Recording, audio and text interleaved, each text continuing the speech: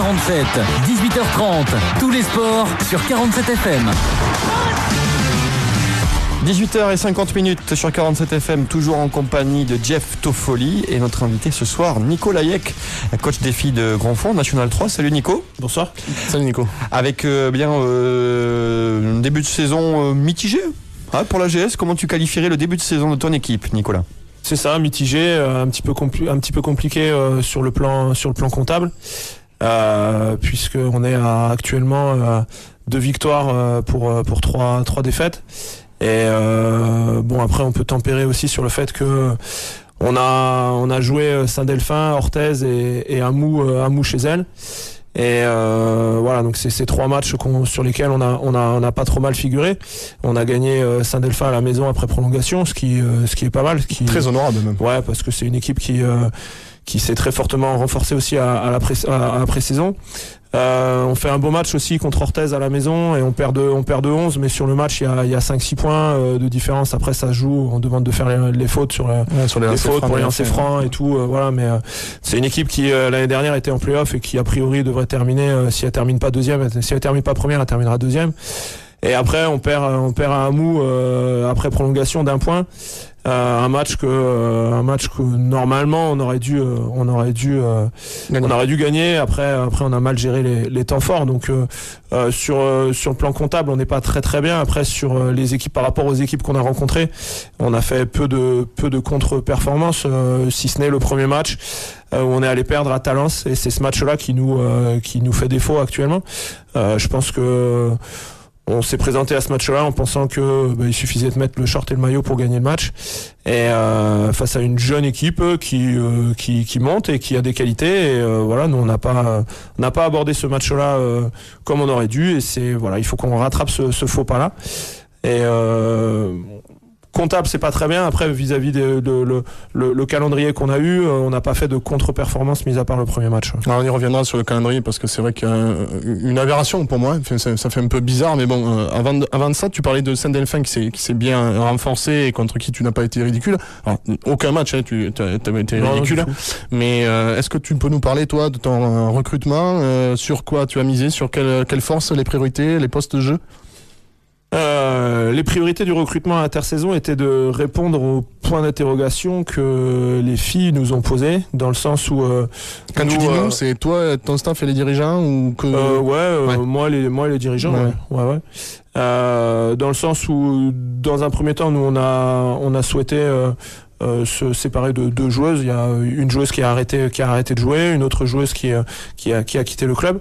Et après on a eu 3-4 points d'interrogation, un point d'interrogation, celui d'Olivia Pernet par rapport à son projet professionnel et par rapport à un risque potentiel de blessure, et ensuite des projets, 3 projets familiaux qui pouvaient aboutir au cours de la saison. Donc l'objectif c'était de parer à toutes ces éventualités là, en sachant que ces 4 points d'interrogation venaient s'ajouter aux 2 départs, donc ça fait quand même 6 points d'interrogation ou 6 changements potentiels au cours de saison.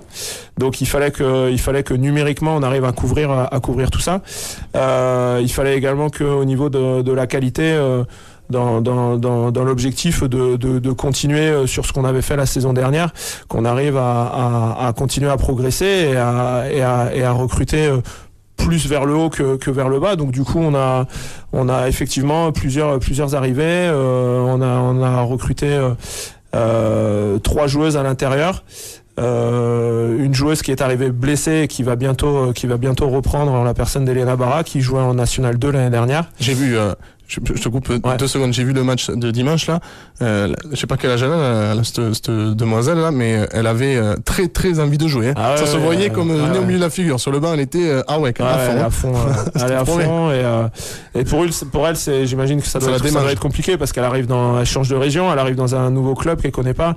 Elle a été obligée de se faire opérer du genou.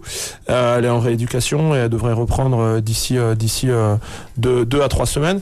Et ensuite on a a 2 autres joueuses intérieures qui elles sont non mutées, qui par le passé ont joué en National 1, en la personne d'Elisabeth Dinga et de Léoncia Salah Ali, qui nous apportent également énormément. Bonne chose. Et ensuite sur les postes extérieurs, la jeune Laetitia Zarantaniello qui arrive de Boué et qui est en phase d'apprentissage et qui commence à prendre ses marques aussi petit à petit. Bon, c'est très bien. Est-ce que cette saison, tu peux prétendre, malgré que tu n'aies fait que 5 matchs, à avoir la même saison que la saison dernière, à faire du point de résultat, je parle. On l'espère vivement. Quand on commence une saison, c'est toujours l'objectif, c'est toujours de faire mieux que la saison passée, en sachant qu'on avait terminé 5e, qu'on était très près des playoffs à un moment. Vous étiez promu, National 3. Ouais, en plus. Voilà. Donc l'année dernière, on a joué aussi de cet effet de surprise. D'une équipe promue qui avait pas fait un énorme recrutement. L'effet de surprise, ça dure un moment, mais quand t'es coach et que t'as 3, 4, 5 fois Grand Fond qui ait fait des perfs, t'es plus la surprise. Mais cet effet de surprise-là a joué aussi du fait qu'on avait eu un très bon calendrier en début de saison l'année dernière. Et donc on est arrivé fin janvier, on était quasiment maintenu, on était déjà à 9 victoires. Ouais. Donc voilà, cette année, potentiellement on a un effectif pour faire mieux. Après, il y a tous ces points d'interrogation là qui peuvent arriver au cours de saison. Et ensuite le calendrier fait que là on est plutôt dans la zone inverse, c'est-à-dire qu'en début de saison on joue les grosses équipes, les équipes dites un petit peu moins fortes on va commencer à les jouer là, mais ces équipes-là jouent une équipe qui pour l'instant la semaine dernière par exemple on a joué Limoges et on n'avait qu'une victoire et Limoges n'en avait pas, et Limoges jouait pas Grand Fond, Limoges qui était dernière jouait une équipe qui était avant-dernière, et donc maintenant on est dans cette logique-là où ces équipes-là dites mal classées comme nous jouent contre nous, jouent contre l'avant-dernière ou une équipe mal classée aussi. Ouais, c'est ça. Et là ça change aussi de manière d'appréhender le match. Tu parlais de calendrier là, je vois que mis à part la défaite contre Orthez, tu reçois 4 fois d'affilée en phase aller. Alors ça est-ce qu'il y a eu un changement de match? Il y a eu le match de Limoges qui a été inversé. Okay. Je comprends mieux. Pour des raisons professionnelles, de façon à avoir toutes les joueuses. D'accord. Normalement la semaine dernière on aurait dû aller à Limoges. Ok, parce que ce que je disais c'est une aberration. Moi j'avais jamais vu ça, même en championnat de France, en région, etc. Qu'une équipe reçoit 4 fois d'affilée. Donc là ça va. T'as fait des bonnes perfs. Alors tu le disais contre les équipes de haut de tableau, style Orthez, Amou et Saint-Delphin.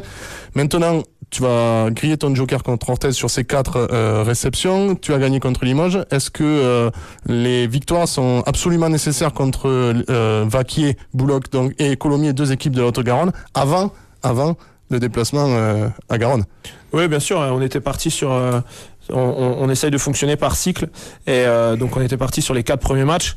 En débutant la saison, on s'était dit si on loupe le match de Talence, on peut à la fin de ces 4 premiers matchs, on peut être à 0-4. Au final, on a loupé Talence et on a gagné Saint-Delphin à la maison. On était à un match à 1-4. Là, on est reparti sur un cycle des 3 matchs à la maison. Et l'objectif qu'on s'est fixé, c'est de faire 3 sur 3. D'abord parce que c'est des équipes qui surtout pour avoir les points. Limoges et Colomiers qui vont a priori être dans le deuxième partie du classement. Et ensuite, il y a un moment, faut engager des victoires aussi. Et surtout pour pouvoir aller et faire un coup après à Meillan. Voilà.